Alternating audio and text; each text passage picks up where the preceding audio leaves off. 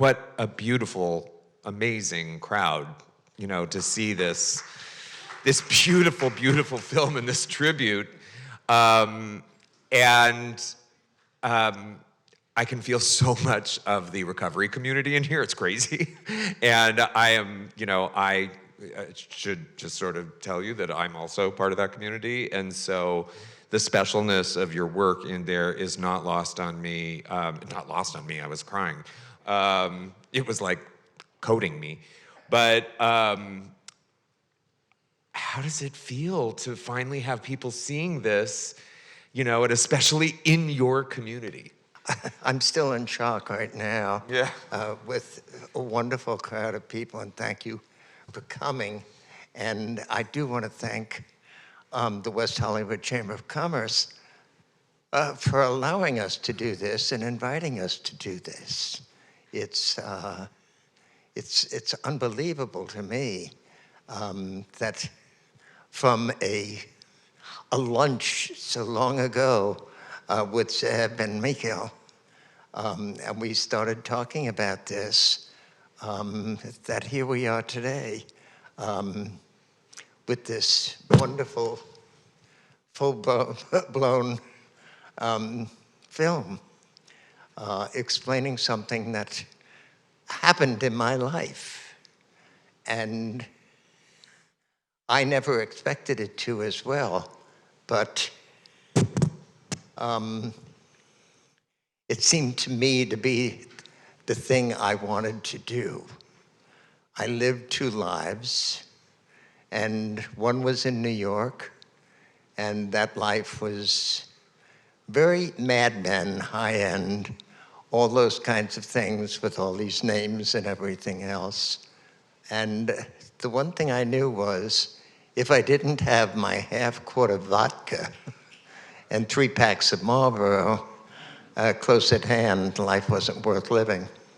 And, when the vodka stopped, my life changed. And I went through these changes by myself without going to AA, because I said to myself, okay, I'm doing this on my own, and I'll just keep doing this for now.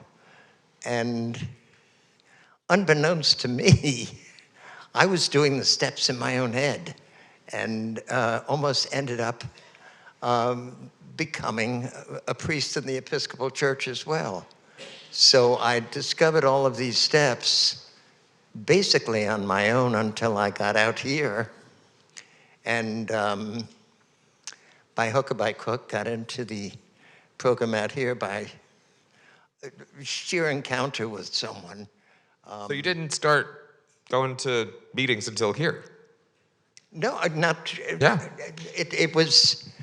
I was at St. Thomas Church for Sunday service, and I had a friend in New York named George Grizzard, who was an actor, and it looked like him, and I kept going like this to him. Afterward, we met at outside, and his name was Hamilton Beasley, of all names, and he said, "Why don't we have dinner tonight early?" And I said, "Fine." He was from Texas. And he said, well, I have to be somewhere at 7, so it's got to be an early dinner. And little did I know, he was speaking at Cedar Sinai that evening. And he took me along, and that's how my life really began. Amazing. Yeah. That's so amazing. So is the name Hamilton Beasley. That is a really amazing name. And if you don't think that I'm going to be checking into hotels as Hamilton Beasley from now on, you are sorely mistaken. So in the process of making this film, how exactly did you meet up with Zeb and Mikhail? And what was this process like for you with suddenly cameras in your space and all of that? And how long did it take to, make the movie from, It was basically a year. Uh-huh. From start to now. And, we met, as I said, one day for lunch. Did they contact you, or how did that all?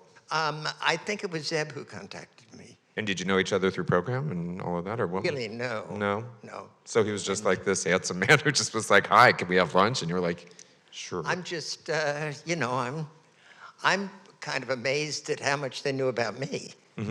That was the interesting part. And, but my story's been known with the sober community and with sober living and all of the different houses out here, because the owners or who's ever running it calls me and said, do you need anyone?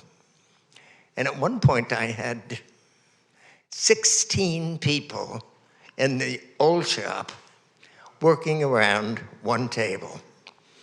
And I've got to tell you, it was one of the most remarkable things to watch, because we had people like Greg Butler, who had time, and myself, and then we had people who were petrified, and we had straight guys, we had gay people, we had all of this stuff. And I would sit at my desk and listen, and to listen to them unloading what their problems were was so extraordinary to hear. And yet, it was just, it happened that way. And all of a sudden, this new guy who just came in is going out for coffee with the other ones. And it just kept happening. And I have one guy who a lot of people know here, Stevie Molinaro. And Stevie Molinaro came in to me, and he won't mind me saying that he was working the streets up a little further. And he met this guy, and he brought him into me. I love that so many people clapped for him, and I was like, curious. And well, now he's amazing now, because he started working with me, and he kept a hat on, and he was a little kid with a great body. And I'd say, do you want anything to eat? No. And the next day I'd say, do you want anything? No. And I finally sat down and I said, I hate martyrs. Do you want something to eat? And he finally did. And then one day I'm looking down and I'm looking at this paper on my desk, and I said, who did this? It's a 4-color print on a piece of paper. He said, I did. I said, where did you learn this? And he said, well, when I was tweaking, I used to take my computer apart and put it back together again. I said, well, that sounds like fun, I guess. But, he ended up working with me for about 5 years, designing my packages, doing all of this. And at one point, Sandra Bullock came in, and she worked with me for about 3 weeks designing her own packages and everything. And Stevie would be sitting there helping her, and he'd keep looking at me because Sandra Bullock would have her hands on his shoulder. And it was like, he couldn't believe it. And she didn't know where to put an apple she had finished. She said, I'll save it, I'll take care of it. And he sent it to Patrick Rush because he knew Patrick Rush loved her. And Patrick Rush still has that apple core. So, Oh my God. anyway, but he did a lot of wonderful packages for us. That's great. I know that the executive producers are Ben Falcone and Melissa McCarthy. How did they get involved, and how much interaction did you have with them? It's becoming more interaction now. But they got involved through, of course, Zeb, who is their friend as well. Uh-huh. And they saw it and loved it and said they wanted to be part of it. Mm-hmm. So we had dinner one evening, and it was a wonderful dinner, just 4 of us. And we got to really know each other at this dinner. And so then she came, the both of them came by the shop. And she's thinking of doing a candle as well. So we set up one of the tables perfectly with, samples here, boxes there. It was all perfectly done to kind of walk them through the whole thing. And she was like a child. She loved playing with everything. And I love that fact about her, that she still has this creative kind of slant to her. And her husband is the best, the total best. And he, he kind of looked at Gannon, who's worked with me. I won't tell you why, but he looked at Gannon and he said, how long are you sober? And Gannon said, 2 years. And he then said, oh, what was the other second question? Oh, how long have you worked here? And Gannon said, 2 years. So it was one of those things that, he was like, he smiled so much from those remarks. And he got what we do, because there were so many of those people who came in on day one and stayed a year or a year and a half, and then would send other people in to work. And it's always been this kind of thing. And we've never had any problems with anyone who came to work with us. And I only wish that, I don't know what the long-term recovery rate is, but I certainly see a lot of my boys in meetings. And that makes me so happy to see. Because for me, it's giving back. Yeah, oh, absolutely. Thank you. And you have, with so much, it's been, your influence is so impactful on the community. And, the store's had so many success stories. And I'm just sort of curious, what has been like the joy, sometimes probably the heartbreak, but really what you've learned about, sort of this power of second chances? Because anybody in the sober community knows what that is. I get so happy knowing that somebody has reached themselves and that they can understand who they are finally and do what they want to do. Like Stevie Molinaro, who's designing for everybody now. And so many of these different people who came in the shop and who stood at that table with 17 people and didn't know what the fuck they were doing there. And all of a sudden I'll meet them and, oh, I got a great job now. And I'll say, you're sober? Of course, yes. And this is what makes it so wonderful, is that we have to reach these people, these addicts, somehow. And the best way to reach them is by putting them in a situation where they have to interact with people who have gone through it and are over it or trying to be over it. And that's when it works so wonderfully that way that I never tire of it. I just, someone new comes in again and I just kind of smile and, well, here's another one. And let's see what happens now. So is everybody who you work with in recovery? Yes. Everybody's in recovery. Amazing. Yeah. Oh my God, the leading employer of people in recovery. Randall isn't. There's only one. Yeah. Okay, well, one. So having seen what you've seen over the years, since 87, really, and you've seen the neighborhoods grow and you've seen, the population and you've seen the evolution of West Hollywood and all of that, what would you advise? Because I'm curious from your seat, what would you say to the people, we in this room who are, ostensibly part of the community, to the people who run the city, et cetera, about what the state of the unhoused, the state of addiction, how do you think we can go best about helping with that? What can we do? Well, the problem now is the meth problem. And I could go on for hours about that because I've lost so many people with it, and the fentanyl. It's not as much alcoholism anymore, is this hardcore meth. And the problem with meth is it's different than alcohol. Sure, you can get a wet brain with alcohol, but meth goes to the brain and affects the brain. And in some cases, you can't get out of it. And I have 3 or 4 of those people now that are that way.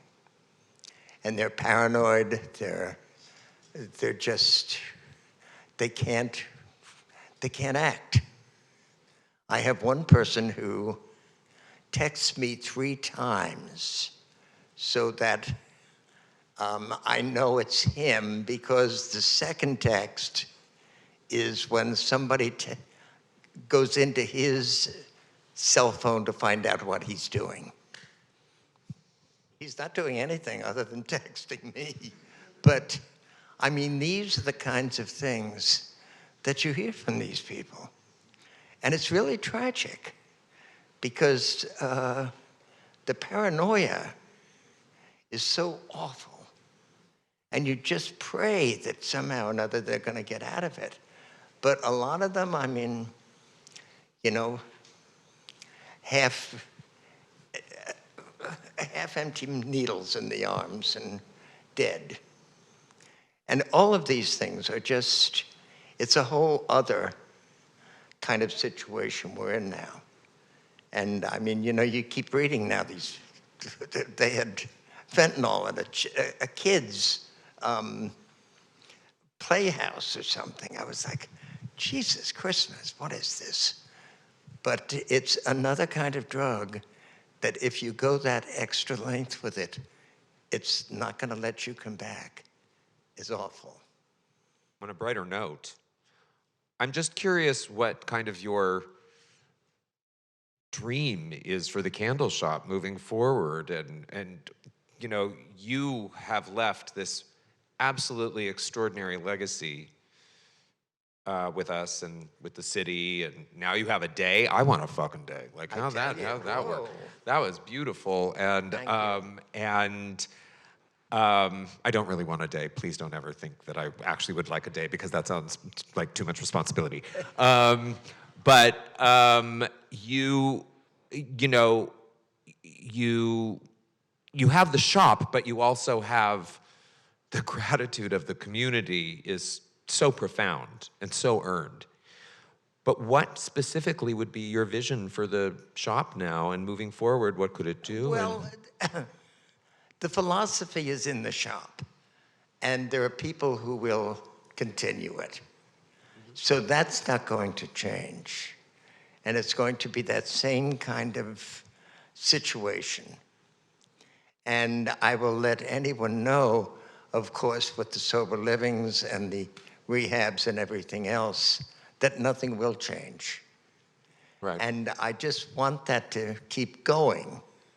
And most important is, I'd love to see someone else do it. Yeah, franchise. Somehow, like, expand on it, yeah. And just, you know, just keep doing this. And need not necessarily be fragrance candles. It could be something else. But it's just that there's a whole other, small business now is becoming back. Mm-hmm. And I think in many ways, Amazon has helped us as well. And it's crazy, but true. Do you sell on Amazon? No, don't sell on Amazon yet, no. We're just, it's funny. Our target audience is private label people. Right, it's people who want to support the small businesses and who want the more intimate experience. And so we've kept it that way, not to be all things to all people. And it's worked well. Right, so you're the anti-Amazon. So people who are looking for the anti-Amazon or looking for it has actually helped you, yeah. Correct. And it's really kind of interesting. I mean, my God, I had Diana Ross, and Yeah. I mean, Do I have time to tell that story? Indeed. Okay. Everybody can leave because I just want to hear it. I mean, I'm just like, I'm down. Miss Ross, we never refer to Diana, it's Miss Ross, sent when she won the Kennedy Center honors, she had her agent call me, who knew me, and said, would you have Mr. J prepare baskets for the people who were going to be with her that night? So I prepared these beautiful baskets with her box, with her face on it and all this kind of stuff, and sent them off, and that was fine. So her agent calls me and said, you're not going to believe this. And I have a calligraphy handwriting, and I wrote it in calligraphy to her. But she calls and tells him, please have Mr. J write the following note in his beautiful handwriting, okay?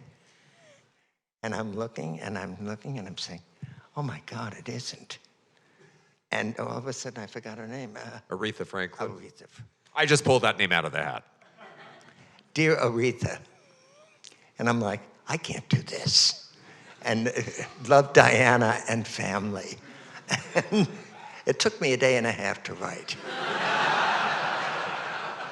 I just wanted it perfect because Aretha was my goddess, you know, and it was just amazing to have happen. But that's one of my great stories that I'm just so happy with. And my other great one was Sir Elton John. When he came in, he was wonderful. This is about 6 years ago, 5 years ago. And I showed him around, and everybody was there. We had about 9 guys there that day, and I introduced him to all the people, and he was very sweet and loving. Then he went out and picked about $1,000 worth of candles out and, you know, said to have them delivered. And as I'm leaving, he brought in these 2 guys with him that was so gorgeous. I mean, they were his bodyguards. I mean, totally gorgeous. And I said, Sir Elton, I'm so honored you were here. Thank you so much. And with that, he pulls his hand out like this, grabs my neck, and he comes in and pulls me in and gives me this kiss on my lips that I'm like, is he gonna put his tongue in my mouth? I don't know. And I said, well, thank you, Sir Elton. Then he went, and as I'm leaving, I had a hair salon next to me, which is the best part. And this little guy at the hair salon runs in, and he sees the 3 of them getting into the car. And he said, who are those 2 guys, those hunks? I said, did you see who they were with? He said, I don't care who they were with. I want to know. So that was fun, too. Well, I cannot thank you enough for sharing your stories tonight. Thank you. From the audience, and then we're going to do the wrap-up. Okay. And just in case you weren't sick of talking, we have a couple questions from the audience. Okay. What is the light that keeps you going? I'll refer to it as a higher power who I found and who I have been praying to and listening to for quite some time. And it's been one of those things, I go into my space with my higher power and talk. And it's a wonderful light. It's, you know, it's a God of AA, yes, it's a God of everything, but it's my God. And I'm so pleased and proud that I had discovered this through the program and through my sobriety. But that's the light that keeps me going, believe me. Oh, I do. That's beautiful. Okay, so since today is Forever Tim Sullivan Day, how should we celebrate this day every year? No, see if you can help someone who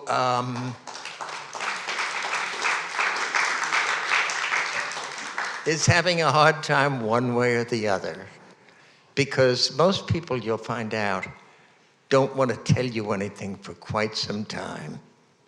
And unless you tell them your story, then they understand a little better and feel a little more comfortable telling you their story.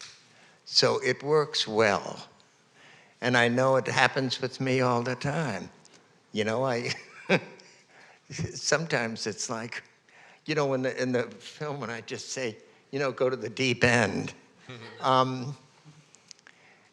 He's a problem, this little guy, but I keep telling him these things.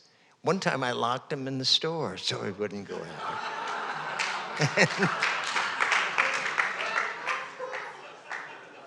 I mean, those are the things that work.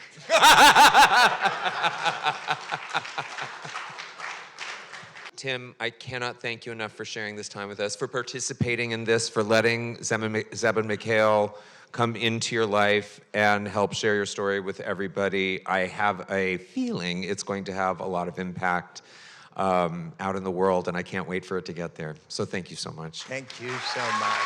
It was lovely. Thank you.